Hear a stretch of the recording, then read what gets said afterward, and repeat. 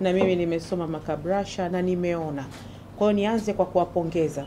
Kazi nzuri sana inafanyika na FCT. Hongereni sana sana sana. Na mafanikio waga yanaonekana kupitia matokeo ambayo yapo. Yaani kwamba kama mmemaliza kesi na kwa idadi ambayo mmesema, lakini vile vile mmeonyesha mafanikio ambayo yamefanyika ikiwemo maboresho. Mmesema hapa mnaenda kielektronic zaidi kwenye case filing management system, lakini vile vile mmeeleza kuhusiana na uelimishaji ambao mnafanya kwa jamii, lakini vile vile na mazingira ya utendaji namna ambavyo yameboreshwa. Na naamini yote haya ndio ambayo yanachagiza mweze kufanya shughuli zenu vizuri. Lakini haya yote yasingefanikiwa kama Mheshimiwa Rais asingekuwa na azma ya kuongeza na kuboresha utendaji kazi wa taasisi ikiwemo FCT.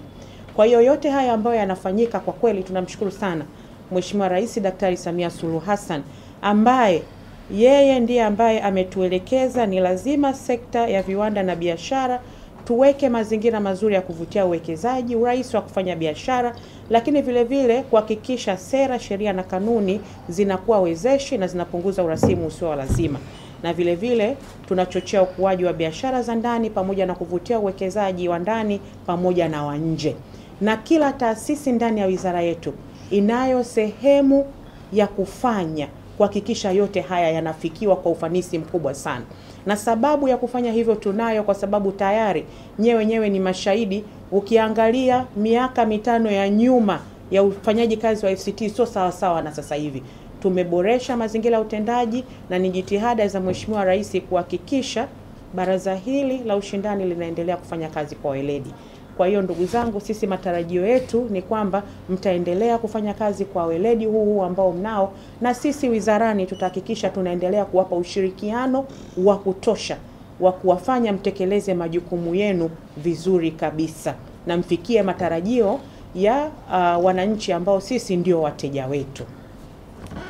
Ndugu zangu, pamoja na pongezi hizo, kwa kuwa leo nimekuja na mimi, basi siwezi kukosa machache ya kusema ili tuweze kubadilishana mawazo kwa namna ambavyo tunaweza tukaendelea kuboresha zaidi utendaji kazi wa baraza letu. Na la kwanza, sisi mategemeo yetu makubwa na ndo msingi wa baraza hili ni kuhakikisha baraza hili linaendelea kuwa huru, linaendelea kufanya kazi kwa weledi na kufuata sheria, miongozo na taratibu ambazo zimewekwa.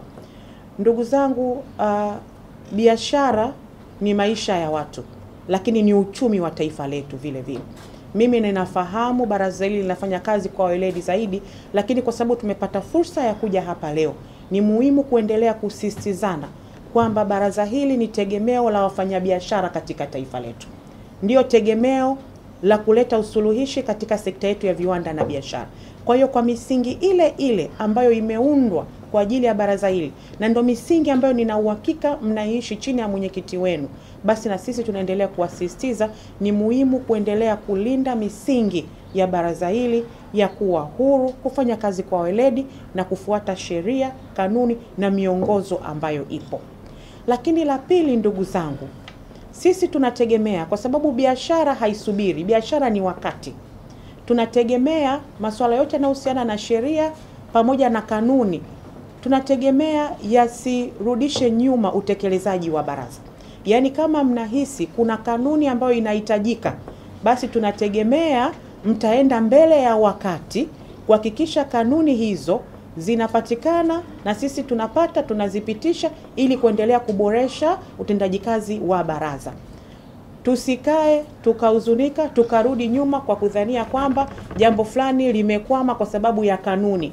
Biashara zinabadilika kila siku, mazingira ya biashara yanabadilika.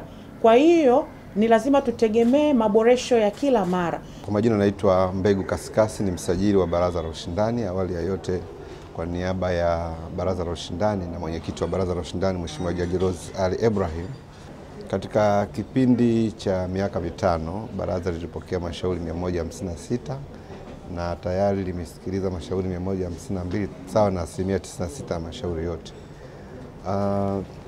Kulikuwa na kipindi kirefu takriban mwaka mmoja ambapo hatukuwa na baraza. Baraza lililopita lilimaliza muda wake, lakini kufikia mwezi Juni Mheshimiwa Rais wa Jamhuri ya Muungano wa Tanzania aliteua wajumbe na mwenyekiti mpya, na tulikuwa na pending appeals and applications 32, na katika hizo tayari mashauri 22 yamesikilizwa, na tarehe 5 Disemba tutaanza kuyatolea uamuzi.